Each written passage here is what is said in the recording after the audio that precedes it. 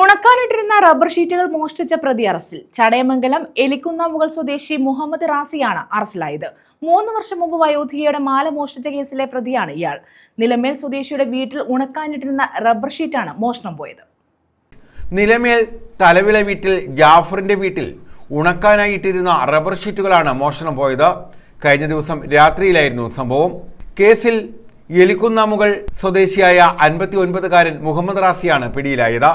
വീട്ടുകാർ Nilamel വെള്ളാമ്പാറയിലുള്ള rubber sheet കടയിൽ അന്വേഷണം നടത്തിയതിനെ തുടർന്നാണ് റബ്ബർ ഷീറ്റുകൾ വിൽപ്പന നടത്താൻ കൊണ്ടുവന്നവരെക്കുറിച്ച് സൂചന ലഭിച്ചത്.